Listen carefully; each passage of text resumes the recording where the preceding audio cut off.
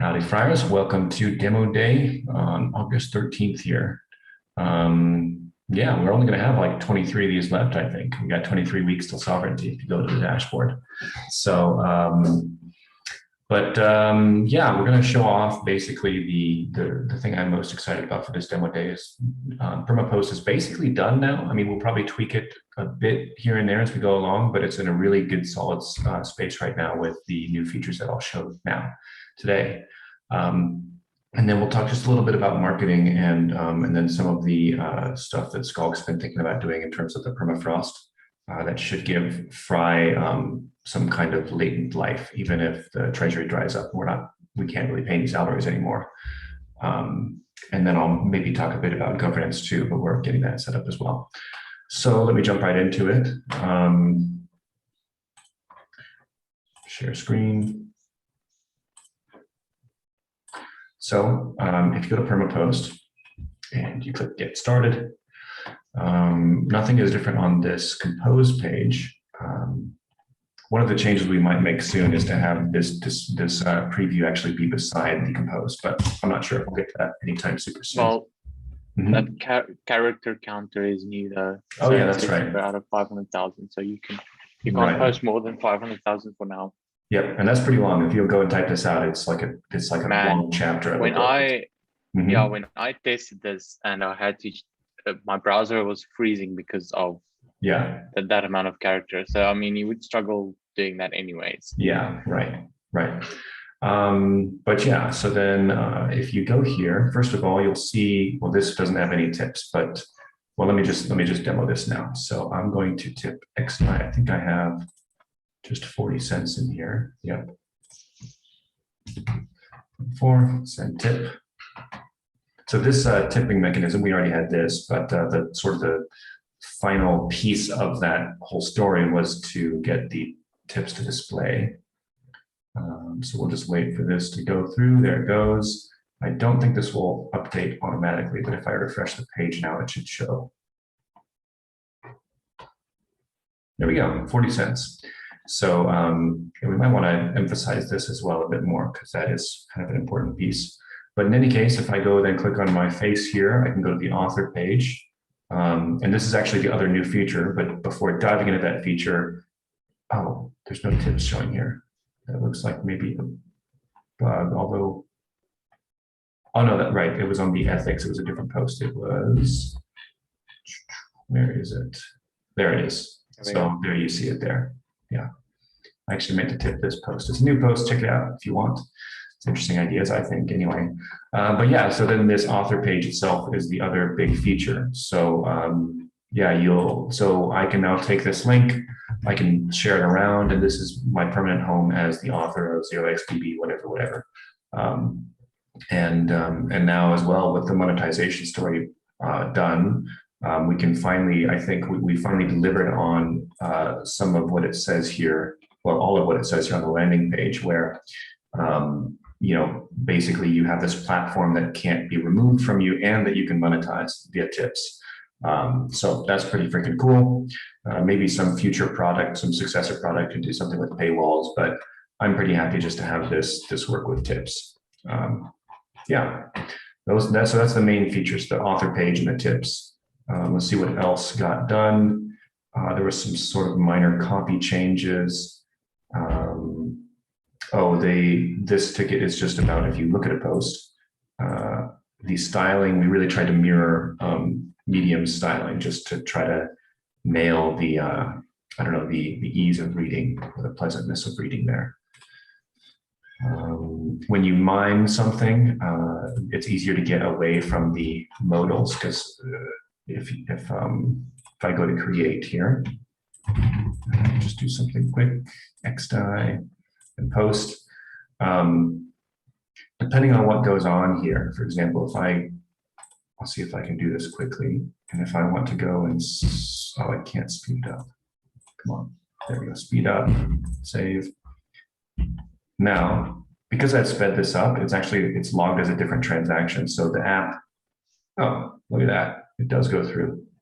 Well, okay.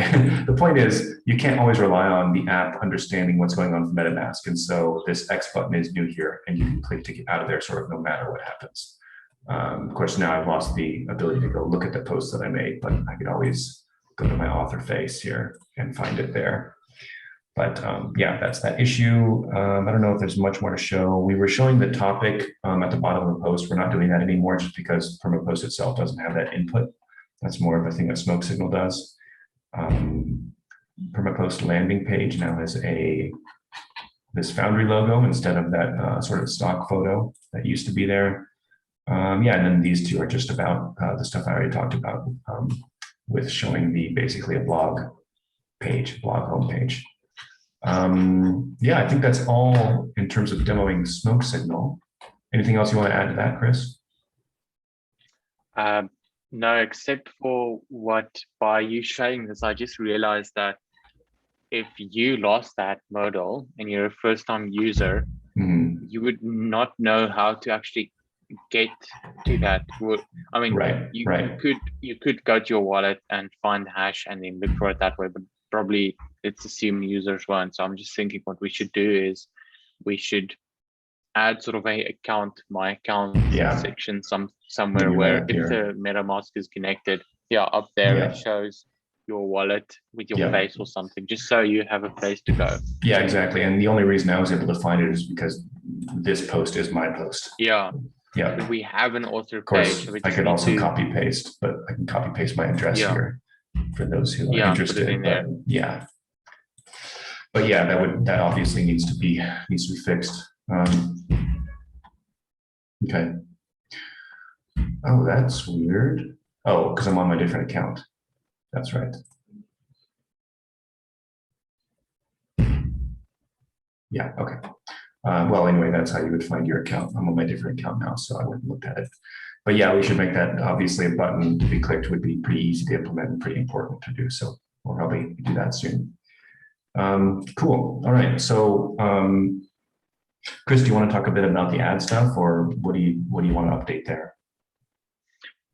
Yeah. So what we currently for Permapost, we're not running ads. What the plan is to run the ads on Deeth, but we don't want to run the ads to Deeth before we've implemented those dashboard changes. So what we're doing is within the next week or two, pardon? Oh, sorry. We showed those in the last demo day, the mock-up of the dashboard. Yeah, the mock-up of the new Deeth dashboard, where you can basically calculate, you put in 1 ETH, you get this amount, or the market grows by this, you get this amount of Deeth, or if it declines, sort of very important feature for new Deeth users. So we've paused the ads for now until that's done. And then we're working on not only Brave ads, but also Cointelegraph and a bunch of other crypto sites to have a news article and sort of push all of those at once that dashboard is ready, so that we don't only get users from the Brave ads, but also from those articles. And then we do have the Google brand ads running at the moment, but there's a problem with the Deeth keyword. Google thinks that you're searching for death when you type it in, so it doesn't really, the ad isn't running. It says, that ad for that search is so irrelevant, it doesn't even show the ad. So we're working on naming Deeth as the brand something else. The token can still be Deeth, but the brand itself, whether that be Leverly or something else, we're also working on that. And that would probably result in us renaming the landing page. But now, in any case, we have those ads running. At least. Just to throw in there, the best idea we have for another brand so far is DeFi pairs. So something more descriptive as well. It's just the only thing I don't like about that is it's almost a little too generic. Like DeFi Dragon is spicier, but then it's also more opaque. So we're still working towards what is the best way to brand Deeth. And then a sort of a piece of that as well is what we really want to do is come up with a brand for the whole suite of things, because we have Deeth now, but we're working towards a more generalized long short pair that leverages Aave. So that's what we want to keep in mind when we choose this branding. Yeah, so in any case, once the dashboard is done, hopefully within the next, it is a 2-week sprint. If we're lucky, we might finish by the end of next week. Otherwise, it's planned for 2 weeks from yesterday already. So it should be Thursday, not this week, but next week. And so hopefully by the Friday after next demo day, we'll have those ads and articles up and running. We are working on the content so long so that when we get the articles and everything posted on those platforms, that's at least ready. And yeah, then we'll go live with that dashboard. We're also rebuilding it. So it's currently built in Elm, and we're obviously this time around we're building it in Next.js. And so we're redoing that contract interface and everything, but it shouldn't be too hard. Yeah. And so the other two things I just want to update the community on is the governance and the permafrost stuff.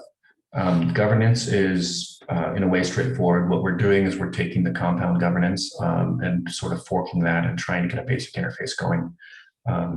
It's going relatively well. Today we got sort of a basic version of the governance deployed on Matic. The governance will probably run on Matic.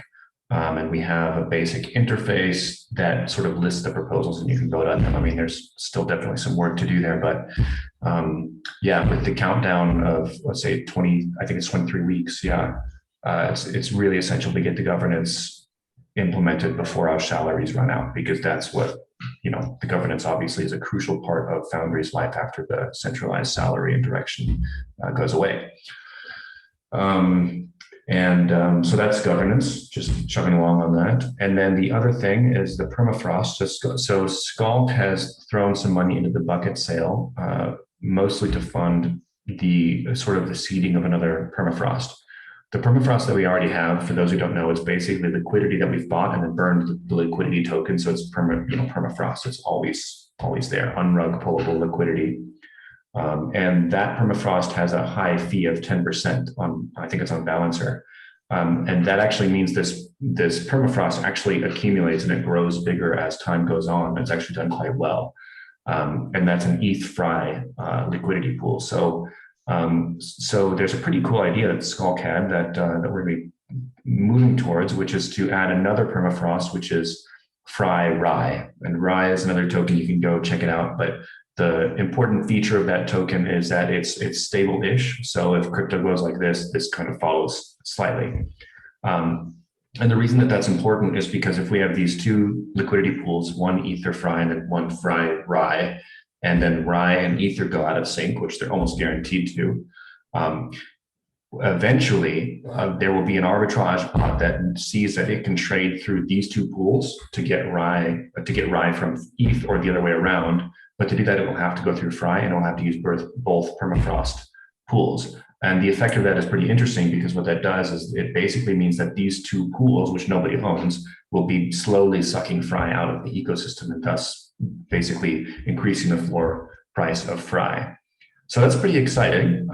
It's basically, I think the way I think of it is it's as if we are liquidity providers, but instead of taking fees, we dilute Fry, or dilute. No, we don't dilute it. We deflate it. I suppose that's the word. We take Fry out of the ecosystem, and that, of course, out of the circulation. Out of circulation, right? That's the best way of saying it. And that's exciting because, as we look forward to look ahead to the sale end date when our fundraising goes down.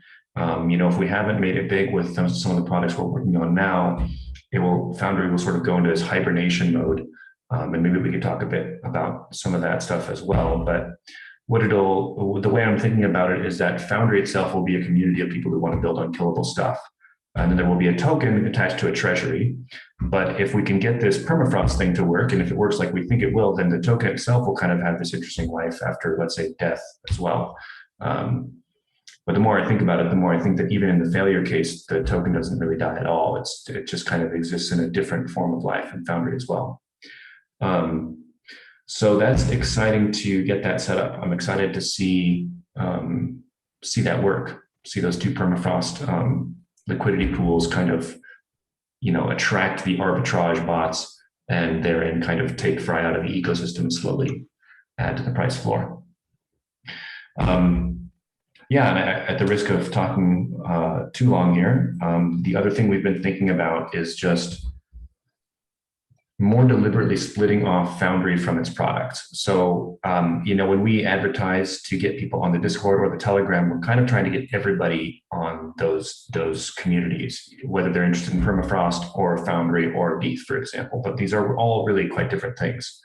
And so the whole team has been talking about differentiating that more to where when we advertise for ETH, we really try to funnel that more towards ETH itself.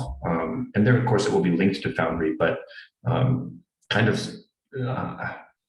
I suppose, stop making the mistake of trying to get everyone to sort of exist in the same community. And that just feels like the right thing to do. And then it also, as I mentioned earlier, kind of changes Foundry into, I think of it like a maker space. You go into some of those rooms with like 3D printers all over the place and people that hang out just because they like making stuff together. And that's what I see Foundry itself transforming into. And that's a community I'll probably always be active on myself. So yeah, go ahead. I spoke to an early Fry investor this week that hasn't really been following the project to get their perspective on what is Foundry. And they said, well, buying Fry, we basically funding the creation of products. And that's exactly what Foundry is, what should be turning into. So it should be trying to find more people that want to create decentralized or dApps, and Foundry funds that. And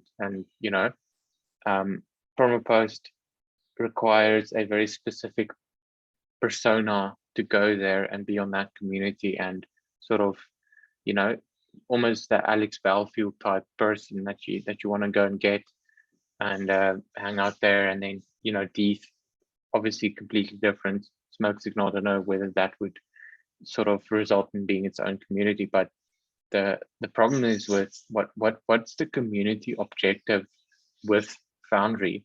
And you're trying to get people that want to build stuff, you're trying to get people that buy Fry, you want to get people for permapost, and it's sort of this multi-objective community that becomes almost impossible to track because it doesn't really have one sort of objective. And that's the reason for splitting them off and saying the only objective for the Foundry community now is